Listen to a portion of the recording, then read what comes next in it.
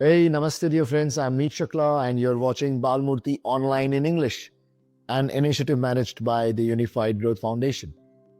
Today's episode is called Planting Confidence in a Child, which is based on the inspiring article Balakma Ashraddha by the respected educator Gijubhai Badeka.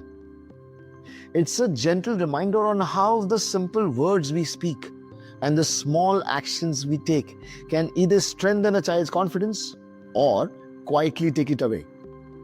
As you watch, think about the moments in your own life where a child's confidence was shaped, for better or for worse. Let's have a look.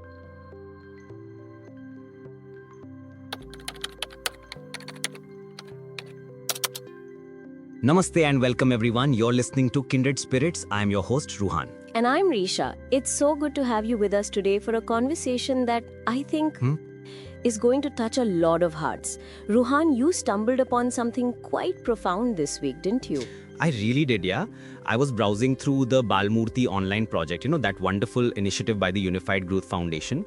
They share some incredible writings, and I came across this article titled Planting Confidence in a Child. It's by the legendary educator Gijubhai Badeka. And Risha, seriously, the title itself is so powerful, and the article, Yeah? it just hit me very hard. Oh, I can completely understand why. When you sent it to me, I had to take a moment after reading it. The way it starts, with the little boy so proud to bring his mother a cup of tea. Yeah. And before he can even reach her, she says, "Put it down, you can't handle it." The article describes his face faltering, and you can just picture that little spark dimming. है ना? And it's not a one-off thing. The article brilliantly lists these moments that we've all witnessed. The child learning to climb stairs and the father shouting, "Come down, you'll fall." The child trying to sharpen a pencil with a blade, concentrating so hard. Right. And the adult snapping, "Put that down, that's not your job." It's a constant stream of micro rejections, isn't it? My heart really went out to the example of the child who says, "Let me try to open a stuck door." And the adults just laugh at him. Can you imagine how small that must make a child feel? It's the steady chipping away at the spirit. Exactly, we think we're protecting them, but Gijubhai uses this perfect phrase. This is how disbelief is planted. It's not a sudden event, it's the sum of 100 small moments where the child was ready to try. Yeah. And we, the adults, said no. And the saddest part is that we are essentially transplanting our own fears onto them. It's our fear of a mess, our fear of a small burn, our own lack of trust that we project on these curious, How? capable little beings. We forget that in those moments of trying, they are actually hyper-focused and more careful than ever. Which leads to the most hopeful part of the article, the story of the boy named Chandu. That part was just beautiful. The author asks him to do simple things like crossing a shallow bridge. Okay. And Chandu's immediate response is, "I can't." And the reason is heartbreaking. Who told you that? The author asks. My grandmother. I can't lift that stone. Why? Because my mother says I can't. He has learnt his own helplessness from the people who love him most. Man. But then comes that moment of transformation. The author doesn't argue. He just says, "Well, I believe you can. Let's do it together." And he does it. And that one sentence in the article, for me, this is the core of everything. What is it? Then he smiled, not at me, but at himself. That is the purest form of validation, isn't it?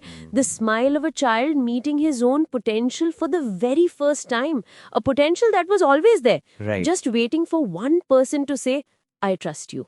It's a profound reminder. The article says a child may be small, but they are a full human. They have courage, will, and instinct. What they often lack is just one person who will let them try, Yeah. let them fail, and let them rise again. We have to give them the chance to spill, to climb, to get a tiny burn. Because in those trials, Yes. true unshakable confidence is born. It's about planting the seed of belief today so we can watch them bloom tomorrow. This piece by Gijubhai brought to us through the Balmurti online project is truly a gift for all of us. It absolutely is, and it leaves us with something important to think about long after we're done talking. Now, here's a question we'd like you to think about. Think back to your own life for a moment. Can you remember a Chandu moment, a time when one person's belief in you, a single "I believe you can," changed the way you saw yourself. Reflect on that. And more importantly, think about how you can create that moment for a child in your life today. Thank you for joining us on Kindred Spirits. Until next time. I am glad we could reflect on this story together. It shows us how even the smallest interactions can leave a big impression on a child's self-belief. Now tell me, did any part of this story remind you of your own experiences? Huh? Share your thoughts in the comments because your perspective might inspire someone else too. And yes, don't forget to like, share, and subscribe to our channel. Follow us on our social media handles and visit our website for such meaningful stories.